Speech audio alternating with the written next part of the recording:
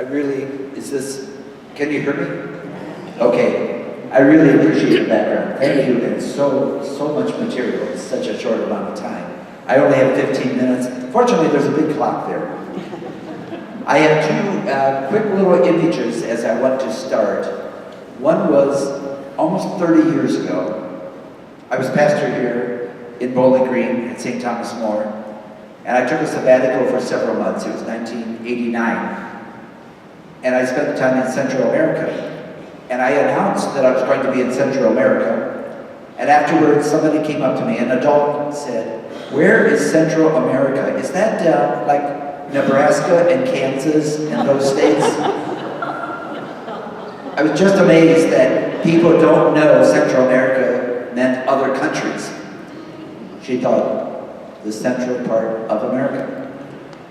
The other thing is, when I did cross over into Guatemala for the very first time in my life, also in the summer of 1989, it was the wet season. I had been in Mexico. I was actually in Chiapas with a missionary, and she drove me to the border.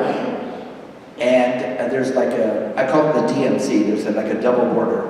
So I crossed out of Mexico, hopped in the back of a little cattle truck, paid somebody a few pesos, and then went to the other border to enter Guatemala. 1989, the Civil War was still going on.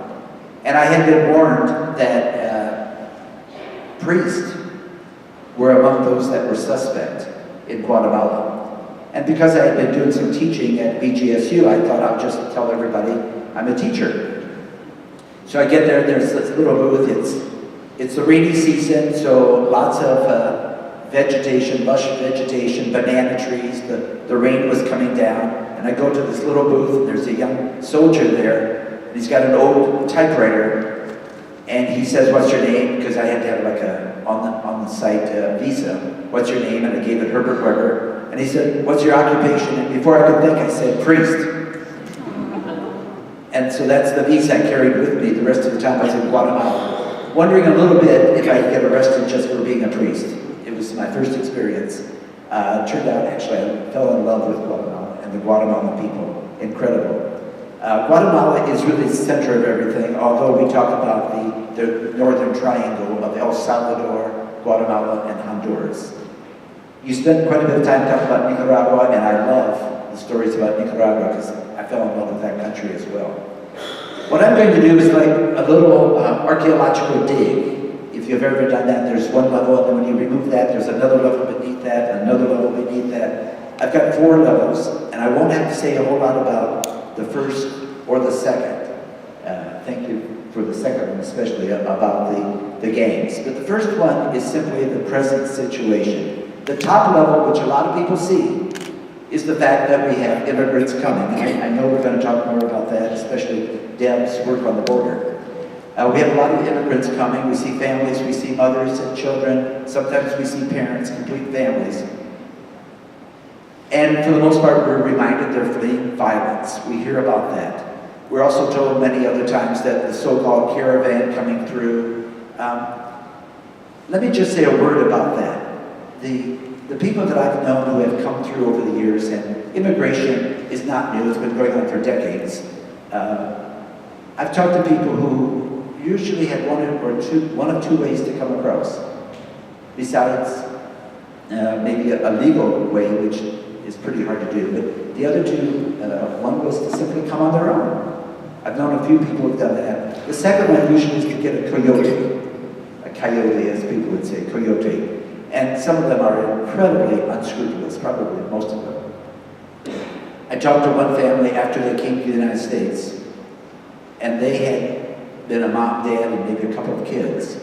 They had a coyote help them. They were from El Salvador. And I think the coyote helped them in Mexico. I'm not sure how they got through Salvador to Guatemala through Mexico. But at the end, they had a coyote. And on the Mexican side, the coyote locked them into a room for a month. Locked them into a room for a month. The woman couldn't tell me why. And she said, we had to wait a month before we could cross. I don't know if that meant they were waiting for some more money to come from their families. I don't know. but she couldn't go out. She tried to keep the kids satisfied. They had some food, but they were basically locked in. And of course, you hear all the stories about what happens on this side of the border sometimes, especially I have a brother who lives in the desert outside of outside of Tucson. And so they often talk about the stories they hear in the desert right there. A lot of himself, his wife, and a lot of their neighbors will go out just to put water out so people don't die on this side of the border. That's the news that we hear. We hear about the families that were divided this past summer. That's the first level. What's going on below that if it's such an incredible journey to get here, what's going on that second level that pushes people here? And that would be a lot of what you said about the gangs. The MS-13, which started in Los Angeles, they got started with immigrants after the Civil War, especially Salvador, and then they were pushed back to Salvador after the war was over in the 90s. The war ended in 92. Really didn't seem to belong in El Salvador anymore because that was not their culture, or sometimes hardly even with the language. So they were left out in both countries, and of course they ended up ganging together. After a war, the countries are really not settled at all. You know, the war, last time I was in Guatemala, you know, their civil war ended in 1996, and this is 2018, so we're talking a lot of years, but it still is a very pregnant place. War has such an aftermath, and there were so many other problems in the countries. Things were unsettled. So with the MS-13 and the Barrio 18, it was easy for them to grow down there. They became very vicious. I talked with a Marino priest, an American, who was working in Honduras. This was about 15 years ago. The priest himself has since died of natural causes, but he was working in Honduras, and he said the biggest thing that they were working with were the young men who were trying to get out of the gangs. And part of the reason it was so hard was not only the pressure and the threat, but also the many tattoos. They had the tattoos all over their faces, all over their bodies, and they were literally marked. So he was able to get a company from the United States, California somewhere, to pay for one of the tattoo removal machines. And apparently it's a very expensive machine. It also is a very difficult task to do it, very painful. But he was doing his best to try to give those people another beginning. So we have the first layer is what we see on the news. The second layer is the violence that people are trying to escape from. Besides the violence of the gangs, there's the extortion, a whole lot of that. There's the violence that comes from the drug cartel. Now, I've been following El Chapo. I'm not a follower of El Chapo, but I've been following the case as he goes to court these days. Big cartel. The ones in Central America are more the street gang cartels. They're smaller, but there's still a lot of violence connected. Okay, so those are the two layers. The third layer is probably the one that's the most pressing, though, is where did all this come from? It goes back to the civil wars. You take those big four countries. El Salvador had a civil war from 1980 to 1992. During that time, Miguel lived with me. He was a refugee from El Salvador. And when the war ended, he felt he should go back, but he was afraid, so I went back with him. And that was the first of my times in El Salvador. In 93, I think we went back. Guatemala had a 36-year civil war from 1960 to 1996, not long after the CIA overthrew the fairly elected president of Guatemala, Arbenz. Honduras did not have a civil war. Nicaragua did have a civil war with the Sandinistas and the Contras, but that was a whole different thing. It was basically two parts. The Sandinistas revolted against Somoza, the third Somoza, and they got their independence in 1979. And then by 1983, President Reagan created a contra-war, a counter-revolutionary war, using Somoza's henchmen and some other people from other places. But the United States basically based their their support group in Honduras, in Olancho. And so, even though Honduras did not have a civil war, they were very much pulled into the whole spirit of it. The wars destroyed many lives, as we just heard, and many other people were displaced. Many people have fled their countries, some have gone back. The last thing I'm going to say about the war, though, in Guatemala, the war was primarily against the indigenous people.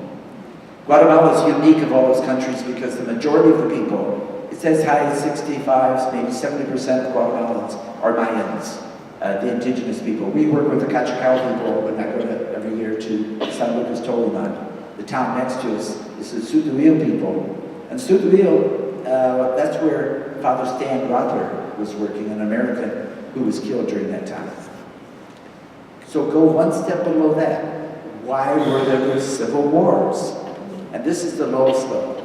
The civil wars, and again, it's very well documented, the civil wars because United Fruit, unfortunately, was really the culprit of many things. But it always seemed to come down to questions of land reform. People wanted their basic rights. They would like to be able to farm. In Guatemala, it's so well documented by Rigoberta Menchú and her, the Nobel Peace Prize winner.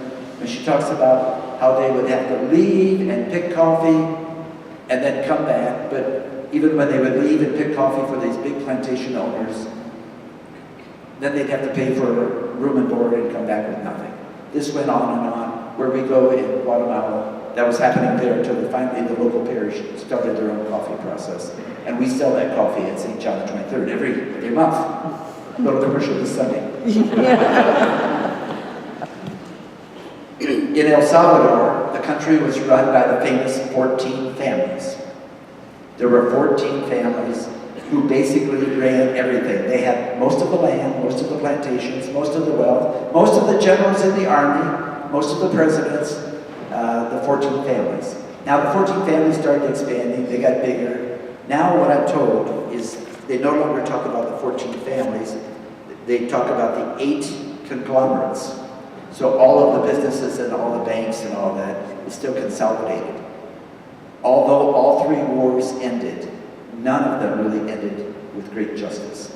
In Nicaragua, the United States supported the opposition to the Sandinistas.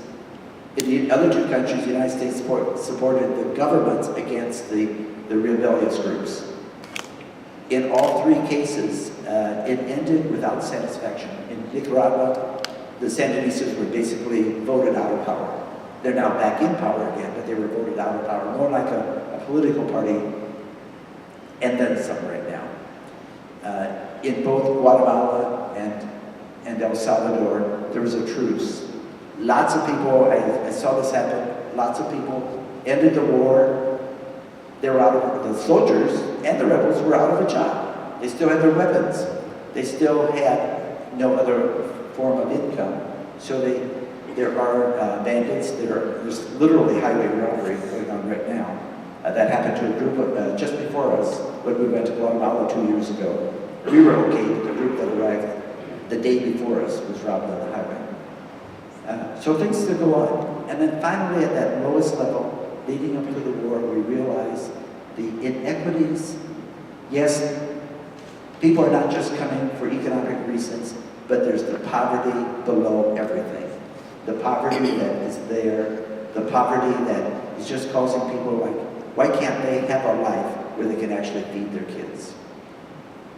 I can give you lots of stories, lots of personal accounts. I love doing that, but at the same time, we have so many other things we want to hear, so I'm going to say thank you right now.